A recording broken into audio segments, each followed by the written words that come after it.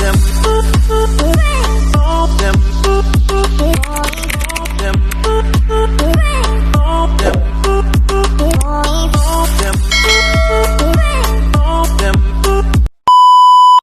back again to my live streaming or to my vlogs. I'm sorry, live streaming. I miss already na mag-live. Hoping baka next week po mag-live na ako. Ngayon po yung ulam namin ng hapunan. Ito po. Sa mga anak ko, gagataan ko po siya. Yung lutong bicol. Yung buntot po nito, prinito na inulam na kaninang tanghalian ng mga apo ko. So itong ulo, kasi para hindi masayang, gagataan ko. Ibabalot ko dito. Okay? So, umpisa tayo. Ito. Ganon lang siya kasi hindi siya pwede. So, ganon lang guys.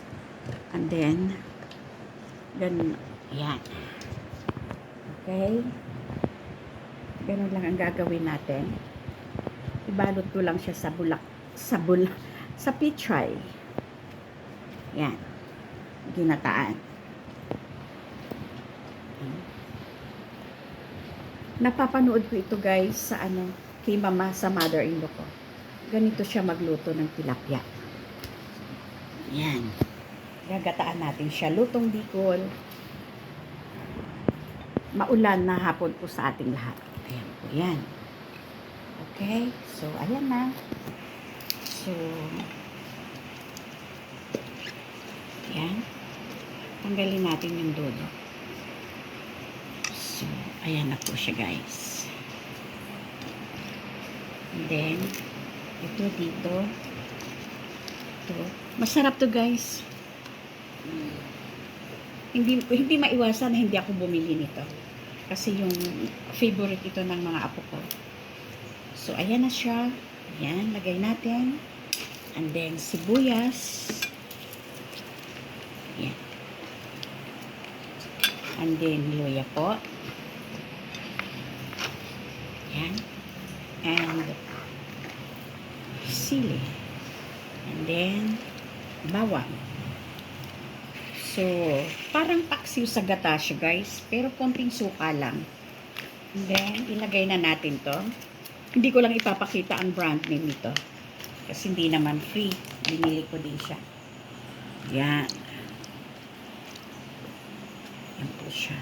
Hindi ko siya itatapon kasi kailangan ko ng tubig. Okay?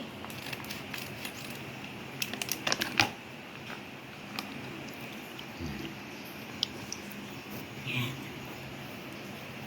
So, ngayon, isasalang natin siya. Go with me. Dito. Yan.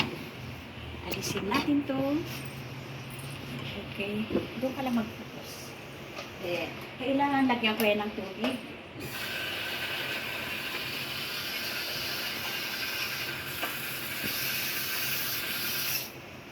Yan. Siyempre, para pang paluto. And, of course, lalagyan natin yan ng asin. Focus. Buksan natin. Okay. And then, wait. I'm going to beat the asin. And, kailangan din yan ng paminta, guys. Okay? Okay lang magtabang, huwag lang mag-alat. Kasi mahirap magtimplahin pag may alat. Lagyan natin ng konting magic sarap. Matapon. Okay, and I guess the paminta.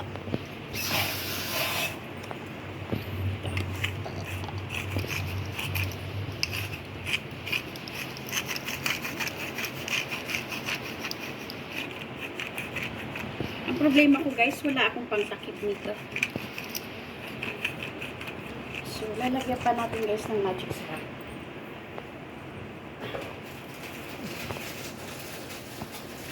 Sama na talaga sa pagluluto yung magic syrup. Maghapon na umuulan, grabe. Akala nyo mumura ang isda kasi umuulan, no? Yung pa rin guys, ang mahigit ito 1 kilo, 217 to. Pero 170 lang ang kilo ng tilapia.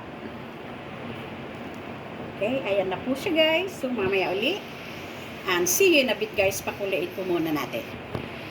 Ayan na po yung ginataan natin na tilapia.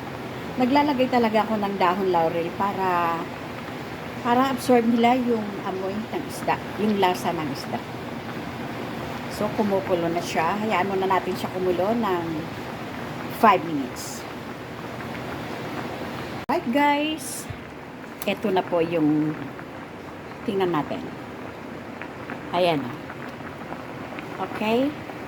So, ayan na po siya. Luwa na yung mata. Luto na po siya, guys. Yan. Sumobra yung sabaw natin, pero okay lang. Dalawa kasing lata yan. Dalawang sashi ng gata. So, thank you so much for watching. Alright? Ready to eat na habang malakas ang ulan. Marami tayong mauubos na kanin sila. Kasi sad to see guys, talagang gusto ko lang siyang lutuin kasi favorite ng mga anak ko. At saka malaman, hindi siya matinip. Then prito o kaya sweet and sour, o kaya sarsyado or ginataan like now. Ginataan na tilapia. Pero hindi ko talaga to kinakain. Yes, yung mga apo ko, favorite to. So, wala akong magawa kundi magluto ng tilapia. Shout out everyone and thank you very much for watching. Till my next short vlog. Okay? Yan.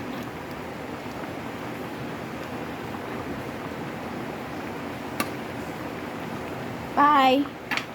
Till next time.